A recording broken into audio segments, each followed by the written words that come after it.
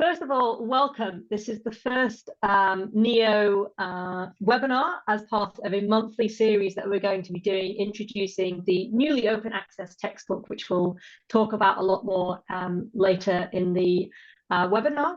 So just a little bit of a quick introduction to us as the NEO network.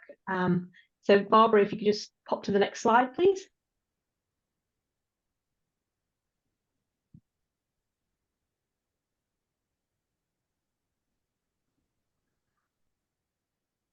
Thank you. So this is just a link to our website, which I would really urge everybody to have a look on, because it does go through some of the key resources that we've got available, which are all open access. The NEO network stands for the Network for Ecohealth and One Health, but you might have known us by a previous name in that we were the Network for the Evaluation of One Health. So our name changed as we've evolved beyond that project. That first project started back in about 2012. We had some funding to develop the first of its kind, an evaluation framework looking at these integrated approaches to health. And we ended up coming up with something that we call the One Healthness Score.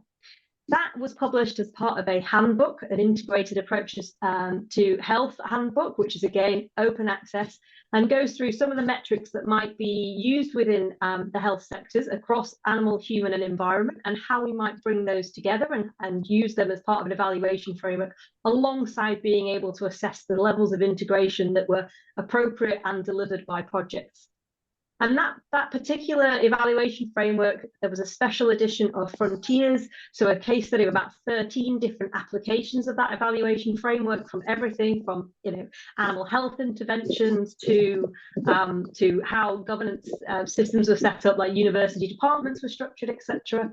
So there's a nice range of things and applications there, and it's certainly one of the pieces of work I've been asked about very often when I'm talking about the NEO work for people, because it's something that's clearly very much in demand for people and their projects when they're designing One Health projects. Can I just ask everybody to mute themselves if you can, and Asta or one of the other hosts, if people haven't muted themselves, just to be able to pop other people on mute if you can, that'd be great. Thank you. So since the original evaluation framework was developed, we continued as a network. We've got between 50 and 100 members of the network that come, and we tend to work in like different working groups. So we've got a very active gender working group with publications associated there, and then the education working group, which was where the textbook came from. And then as part of that project, there was the evolution of competencies, because as we were talking about the need for education, we really got into conversations as a network around why we needed competencies that sit across these different disciplines. So they're not disciplinary competencies, they're not sector specific. These are the types of competencies that would sit across all of our backgrounds and allow us to work together in a One Health way. And we'll talk a little bit more about how those have come into the book and really helped to structure the book today. And if I could just have the next slide, please, Barbara.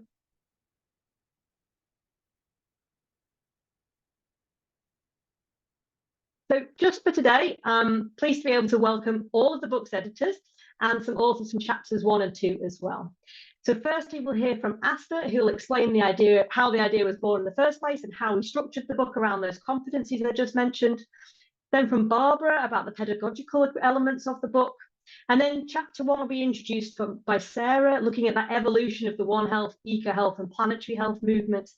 And then finally today we'll cap off with Christina and Maggie on chapter 2. Will give us a taste for how that fits in with under integrated approaches to health as well.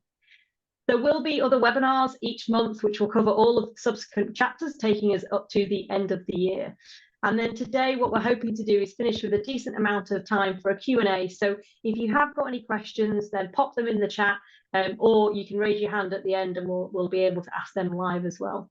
So first of all, I'll hand over to our first speaker, Asta. Thank you. Okay, thanks a lot. Thank you so much, Gabby. So just to begin, could you please, Barbara, begin with the next slide? First of all, yes, thank you. I just, yes, this one, why we felt this book was needed. I was supposed to talk about this, and it's for me, it's really something exciting and very complicated, and now I'm very stressed as well, so sorry.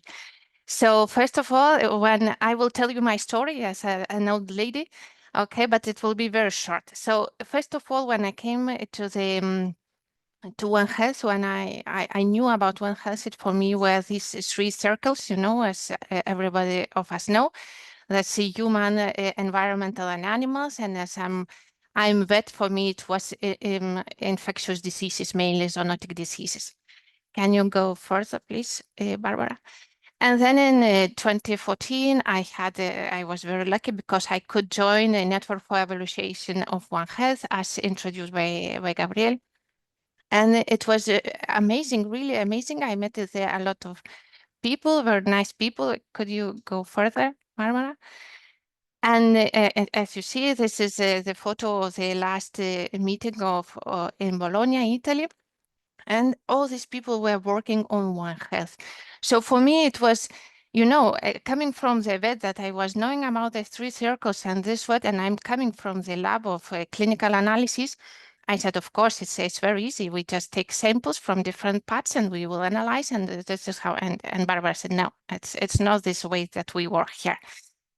We will produce a book, a textbook, and then in these first, especially first meetings, afterwards you get used. You know, you get learn, you get used. But at this very first meeting, I remember, before this, of course, my head was crazy. You know, can you pass the second, the next spot, Barbara? Yeah, I think it's. I was like this, you know. It's my own One Health because I didn't. It was something I never thought it could be the One Health about. I just knew the three circles and this interaction between and zoonotic diseases. Okay, so I came home and my bosses asked, okay, what we're going to do, what analysis we're going to perform. I said, there's no samples. And it will never be there in this part, but we do have a very nice information. We do very nice knowledge, and you know, One Health is much more than these three circles. Okay, so it's my own story, and then as Gabi mentioned, we the cost action finished, and the network for evaluation of One Health passed to the network for Ecohealth and One Health. Please pass, Barbara. And the work group for education was formed. And in April 2020, Barbara, Sarah, and me, we talked one day, and it came out that really this approach to One Health, to these three circles, even in 2020, there were some people, and there were a lot of people, and there are still some students and new learners that are just stay there stuck on these three circles, and maybe these infectious diseases, and now maybe antibiotic resistance, that is the most viewed on internet and everywhere. Okay, so we said, why to not perform some very initial textbook so that for beginners who really want to work on One Health, would want to deepen their knowledge, but that this information would be very accessible and that it will be nice to follow and to learn meanwhile working on it, meanwhile reading. So in April 2020, we begin with the idea. So please, next. And almost 5 years later, we got this. Yes, of course, thanks to NEOH, thanks to all collaborators and everybody. So it was a big work for everybody, and especially for Barbara and Sarah. And because they are really good professionals in this area and great persons. So next, please. So this book was structured in order to begin, focusing on the book. This book was structured, built on around the 9 One Health competencies, 9 main One Health competencies, the things that I didn't know before, as well as mentioned before. So it's really nice, and these 9 competencies were included and worked throughout all the book. Can you pass the next? And the next? And you can see these 9 competencies are, you can see them summarized in this table, in the first table of the book, where can you see the in which chapters these competencies are addressed, and in where you can look for to gain the knowledge about them. They are not really. It is also true that also these competencies are explained in the textbooks in the very beginning, but it's also true that when you read them, it's maybe not so clear what you have to know, what you have to do, but while you are reading and learning from the textbook and all these chapters that are mentioned and adhere to these competencies, it gets clearer and clearer. I think it's and helps to make to have this final perception and understanding over them. Okay, thank you.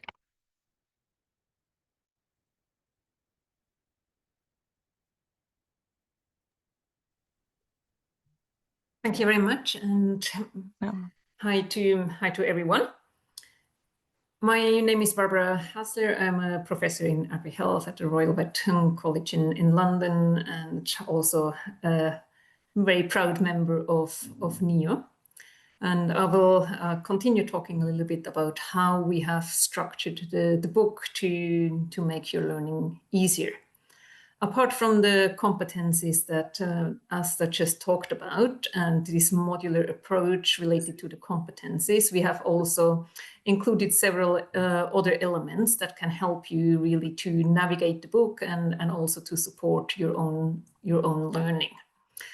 And just maybe an additional bit of information about the competencies. That is something that we talked about in NEO for quite some time, even before starting the writing of the book, because several of us were already involved in One Health teaching, and we felt that there was a need to have really cross-cutting One Health competencies that could be used for a wide variety of different people.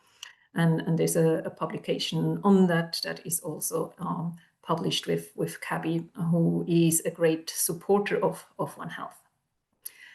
So in our book, you will have at the beginning of each chapter an elevator pitch, which is really just a very small overview that says why you should engage with this chapter, what you will find in this chapter. And then you can see the different book objectives to which the chapter relates. And then you will see the different One Health competencies that are covered in that chapter. You will have learning outcomes for the chapter and a summary of what the chapter is covering. Apart from that, we are working with icons that you will find throughout the book for signposting. And this is the first one. We have in this light purple color, we have the key terms. Key terms in the book are important words or phrases that are critical to understanding the main concepts and topics discussed in the chapter. They will usually be in capitals and flagged using that key term icon, and also be in blue, like you can see here the One Health term. And then we thought about a long time whether we wanted to have a glossary or not, because glossaries are always, I think, a lot of work to put together. But then in the end, we thought, no, actually, it is quite important to have a glossary apart from the key terms. So sometimes key terms are also part of the glossary, but also we have a lot of glossary terms, which are usually terms that are used regularly throughout the book, and they may be specialized terms that may not be familiar to everyone. So we decided to pull that together, and now we're actually quite happy about it because it has turned out to be quite a comprehensive glossary. I think we have 7 or 8 pages of glossary with a good amount of terms, and so it can be a very useful resource for people when they are looking for specific explanation of certain terms. And then we have this icon here in this light blue shade, which is a key concept, and key concepts refer to essential ideas, theory, or principles that are very important for understanding the broader topic that is covered in in the chapter, it is really in a kind of foundation that will help you then to acquire the competencies and also guide your learning throughout the book. And here is an example from chapter 1, where we are looking at how different groups, different practitioners conceptualize health and disease. So we are looking at how different communities talk about health and what it means, and point out that it can be quite different depending on who is looking at health and where they are coming from and what knowledge and understanding they are bringing. Then we have throughout the book also activities, and they will be with this flower icon and also in a yellow box. And the activities can be learning questions, they can be exercises, but they can also be reflexive intermissions, and you will find them throughout the book in all of the chapters. And sometimes, where appropriate, we will also provide an example answer, appreciating that there are often very many different ways of answering a question, but we provide the example answers so that people can see how the questions could be answered, and maybe give everyone some more ideas to think about. But it's not about this being the learner's answers being right or wrong, but it is really just to serve as illustration. Here is an example of such learning questions from chapter 1, and we're asking people to think of a One Health problem and relevant to their context. I think that is an important thing that we are doing throughout the book, that we're really encouraging the learner to think about where they stand, where they are coming from. And then we are asking, why is it a One Health problem? What kind of One Health problem is it? For whom is it a problem? Is it complex or wicked? And who needs to be involved when solving it? And what could be possible solutions? And then we are providing, in this particular case, an example from a Western Balkan country in Europe. But of course, there could then be very many different examples from the people engaging with that question. And finally, we have applied examples in the green icons with the globe and the green box. And these are case studies and examples from different parts of the world, from different contexts, that are illustrating how the theory that we are talking about, how that relates into the real life, to different contexts. And here we have an example from chapter 2 that is talking about animals playing an important role in many tribal nations. And here the Tlingit people of Alaska are being presented, and how they are, the role animals play for them. And with that, I'm handing over to Sarah, who is going to talk about chapter 1.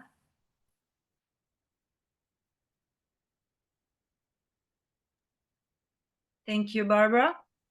I hope that you can hear me. Yes? Okay, perfect. So I'm gonna continue, but just to go back for a bit, you heard it was 5 years of making a baby. We call this book our baby because we were so dedicated to it. And it took a lot of work, and you know which work it takes to make a baby. So it was quite a ride for these 5 years for all of us. And what I'm personally most proud of is that we are 70 authors of the book worldwide. So first it was people from Europe, then we expanded, then we had some friends in Americas, and then in Asia, and then we expanded the authorship, so it's really worldwide. And that's the most, I think, important thing, because you can find examples from all over the world in all of our chapters. Now, this is not an ordinary book, it's a textbook. That means you don't read it before your bedtime. You read it when you need it and when your brain is really working. And what Barbara was talking about, you can see when you will read a book, because I'm sure you will all read a book, you will see how much work you need to do while you're reading. So my name is Sara Savic. I'm co-author of the chapter 1 and another one, but later. later in our webinars, you will hear about that one. And I come from Scientific Veterinary Institute in Novi Sad, which is in Serbia, and which is currently at 35 degrees. So I'm sorry that I look like this, but it's not easy to look pretty in 35. Okay, degrees, not yours. So chapter 1 is a storyteller. It's about history. It's about how after so many years we are back to basics, because One Health approach is something that our predecessors knew about, and then somehow we became so egocentric over the years. But now we're coming back to being a fair person at our planet. I was trying to switch the slide. Sorry, B, can you switch it? Thank you. So in chapter 1, we mentioned One Health, Ecohealth, and planetary health, but actually there will be more explained in chapter 2. So in the first chapter, we only mention it. We say what they are, but a lot of people think that these 3 approaches are like rivals, but they're not. They're just complementary. And for us, everything is One Health, everything is health for all, however you want to call it. You can find and you can apply everything in this book to all 3 approaches. So next one, please. So you see, I also have the smileys like Asta, but mine are all smiling.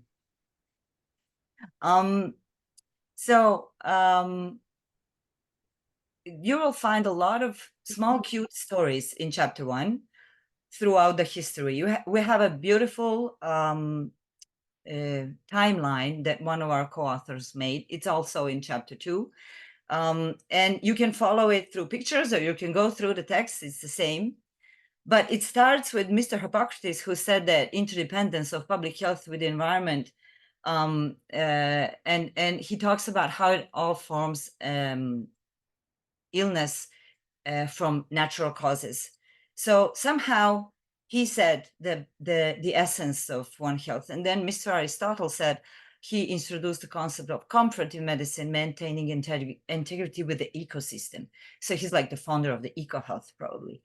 And somehow it took us so many centuries to get to Mr. Calvin Schwabe, who said, who was the founder of One Medicine as collaboration between human and veterinary medicine for a start. And then later we pulled in all the other either medicines or research topics or however disciplines, whatever. And holistic approach was replaced by atomized notions of the body and focus during the history on discrete systems and lost touch with the notion of interrelated health. So that's what we are pushing now. That's why we think that our textbook is probably a bit different from a ordinary known One Health. It's a bit wider, and we like to brag about it. Okay, next one, please. So there is also a part about 2 streams of One Health.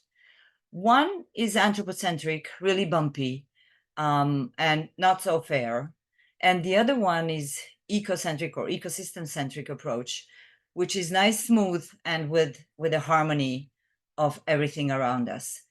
We prefer, I can say we prefer the ecocentric approach, although the anthropocentric approach is still pretty strong within the One Health, because it somehow it comes mostly through the human medicine, and that's why it's still strong.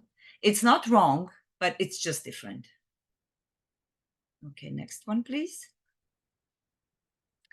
Now, the crises we face today are pretty much more complex than the ones before. We have a lot of now pandemics, floods, storms, biodiversity loss, climate change, AMR problems, food insecurity. Probably these problems also existed in the history, but not all at once, not all together, not all of them everywhere. So we are kind of like panicking, and traditional public health wasn't able to handle all these problems. So that's why we need One Health people. And that's why we need One Health people to have the appropriate skills. That's why we are pushing our competencies. That's why we are trying to make these competencies something that is normal to all the people dealing with One Health. And next one, please. So in chapter 1, well, the whole book is dynamic. It's not just for reading, as I said. There is the elevator pitch. There are learning outcomes, key terms, activities, questions, answers, all that Barbara already told you. But in some examples, there are no right answers. In some examples or questions, you have to give your example. You have to find your example. You have to find your answer based on the example that we gave you in the book. So it's not always easy, but you need to turn your brain on. In our chapter, we explore the historical roots of all of these ideas and how each contributes to the way we prepare for tomorrow. So we are preparing all the readers, and the next one, please, to have all the competencies, to be very competent, to perform One Health, to think in a One Health way. In chapter 1, out of 9 competencies, you can build on 5. The collaborative and resilient work, transdisciplinarity, social culture, gender inclusion, collective learning, and One Health concepts. So these are the pillars that you can learn about in this chapter. Not every chapter includes all the competencies. There are different ones, and so you will see through the book. I think that's all from me.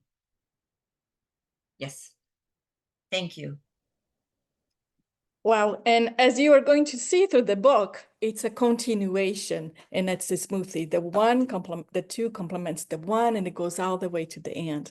So continuing with that, first of all, from my heart, and I would like to have a deep gratitude to the 3 editors, Asta, Sarah, and Barbara, for being very inclusive, bringing the equity and inviting different cultures in different countries as authors that we have been invited to write. My personal experience, I have been part of several other chapters. It was also the diversity, not only of different countries, different regions, also our own background. So it was very, very passionate discussion that we worked through the One Health, Ecohealth approach, where we left the ego behind and brought the echo and the unity together. So very much transdisciplinarity, as you're going to learn through the chapters. So I am, of course, this is also a peer-reviewed. Thank you for the reviewers who came, and also it's very fact-based and also our inspirational words. So thank you, editors, for letting us express ourselves, but it also bring the facts. Saying that, because, and again, I'm Christina Patton-Brewer, I'm from Brazil. That's why it's important that all countries, all regions bring our own voices. So that's my gratitude for this book. I disagree with it's not a night book because I sleep in the book on next to my bed because I teach the next morning. So it's important to bring the real history. And as we can see, please, at the next slide. As you're going to see, you may say, oh, the chapter 1 has already this timeline history, but it's different.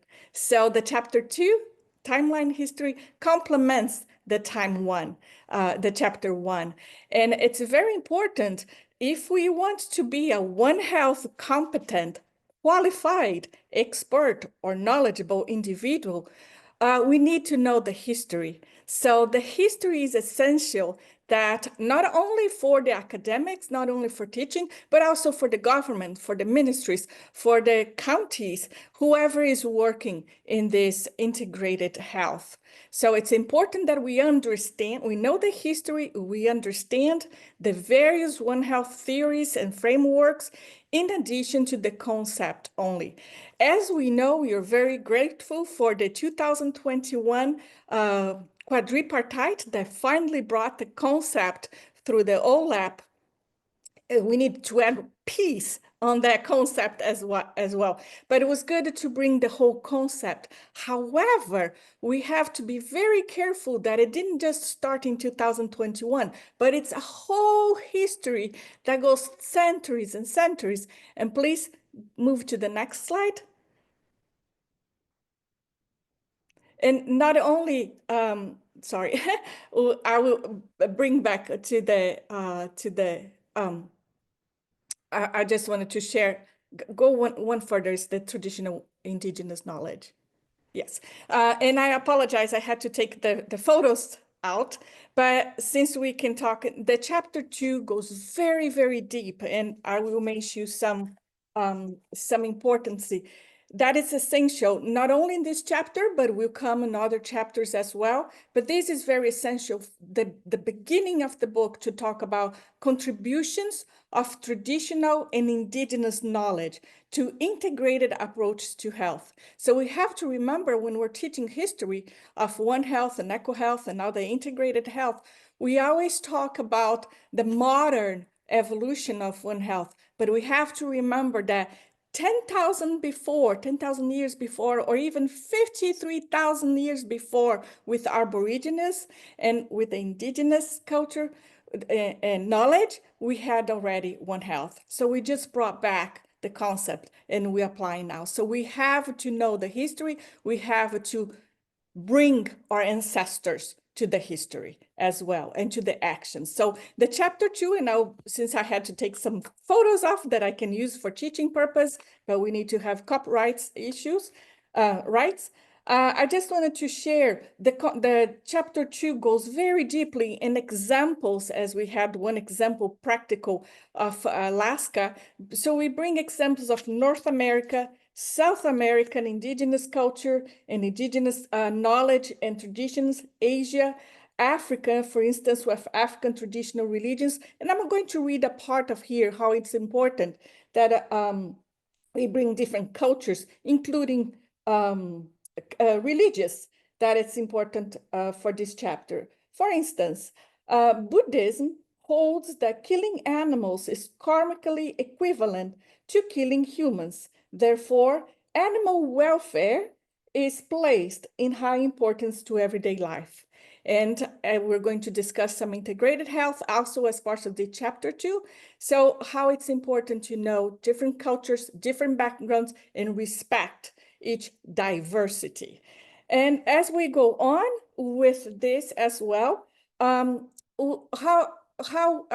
it's important to know also that the concept is new, but the actions, as I mentioned, it's like 10,000 years before we're even here through the indigenous knowledge.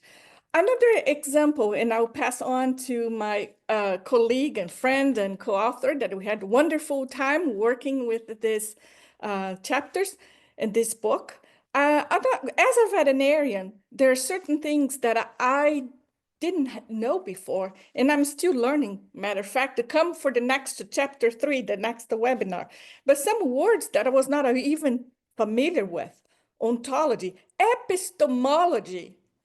I never learned that in vet school. So come for chapter 3, you're going to know all in details. So that interaction of transdisciplinarity or different professions was amazing.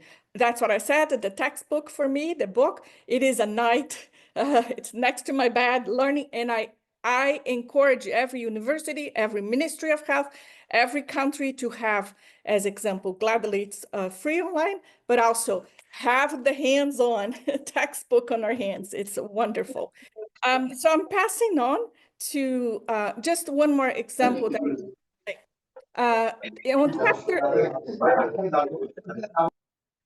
On page 20, I wanted to share that we also brought, as the example, the quadripartite, we also brought on page chapter 1 and chapter 2, international organizations that are doing actions on One Health. On page 26, for example, you can say Nature for Health, PRESOLD, and International Alliance Against Health Risks and Wildlife Trade. So NEO, Network of Ecohealth, for Ecohealth and One Health, is very, again, inclusive in bringing everybody together. Margie, I pass to you now so we can bring the the importance of integrated health, the many integrated health approaches to health. Hello to all, and well, Christina said it all beforehand. All the others have already told everything about it. But if I can, Barbara, can I ask you to just go back to the many integrated approaches? Thank you. So I just do an overview and just a recount.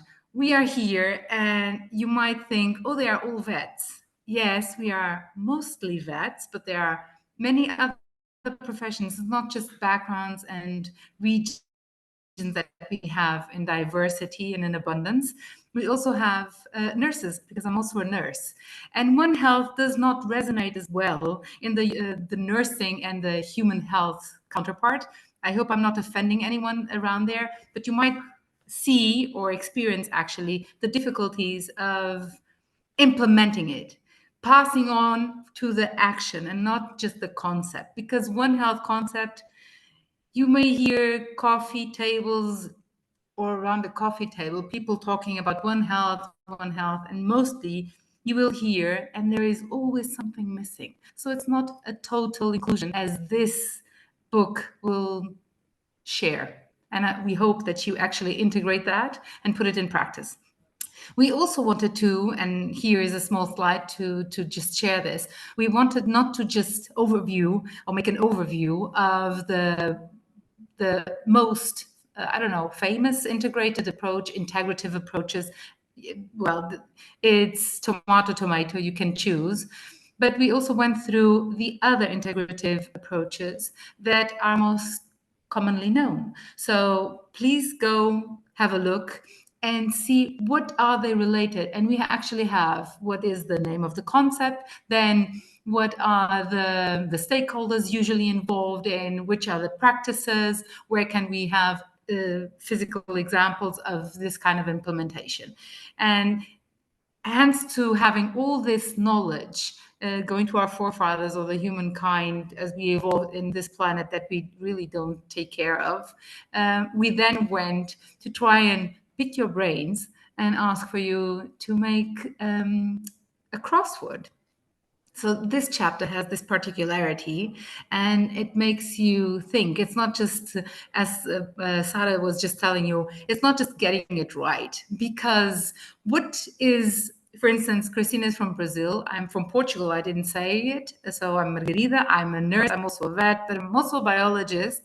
And what is a good fit in Brazil, and we have a common language, it is not a fit for Portugal. So please take this in mind. Have the stakeholders that function in one place, and we try to push it. Oh, let's see if this works as an integrative approach, having these stakeholders. It might not be far right. It cannot be the same kind of action. You might get it right, but it might be completely different. So on the crossword, there's just Barbara, please, 2 down. Who doesn't? Thank you, Gabi. Who doesn't love a crossword? Even more so because you can go out and about and check, hey, please, can you tell me, what do you think this could be? It's also a very social tool, so to engage with others. And please try it.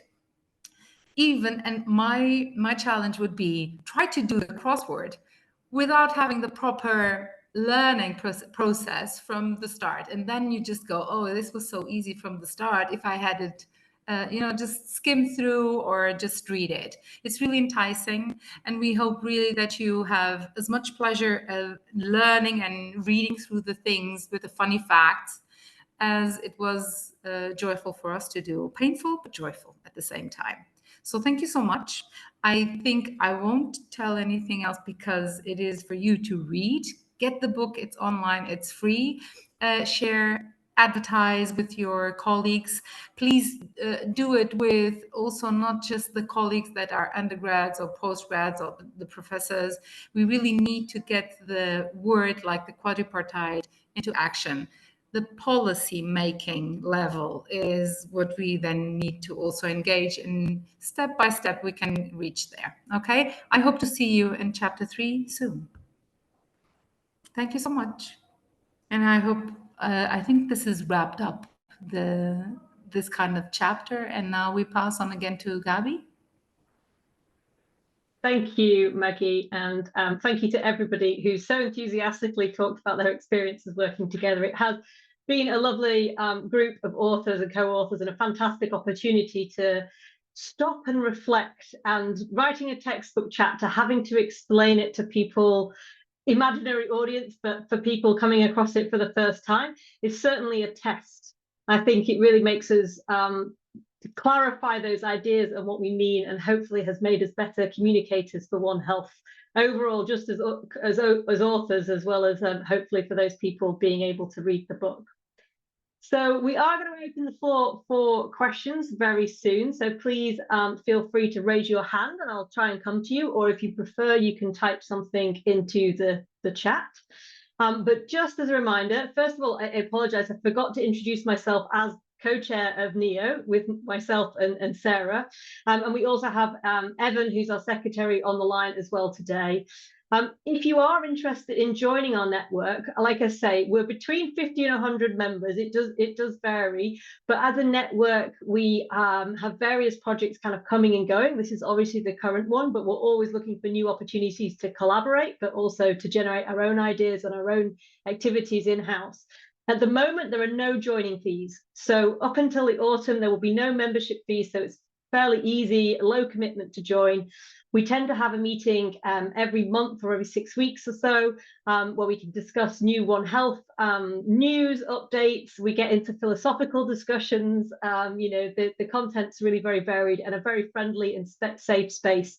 We've also got an early careers kind of group. So if you're less than 5 years working in One Health, or you would deem yourself an early career, we're not too strict on that. If you're a student, for example, then you can join that early careers group, and they run a really wonderful annual conference summit where it goes all the way around the world. So they have a session in each region of the world, and it slowly moves around the world over a time period online to run workshops. So that's always a great opportunity to get involved, especially if you're a student and you're looking for something One Health to put on the CV. I'd hope that we would be able to offer you those opportunities for engagement.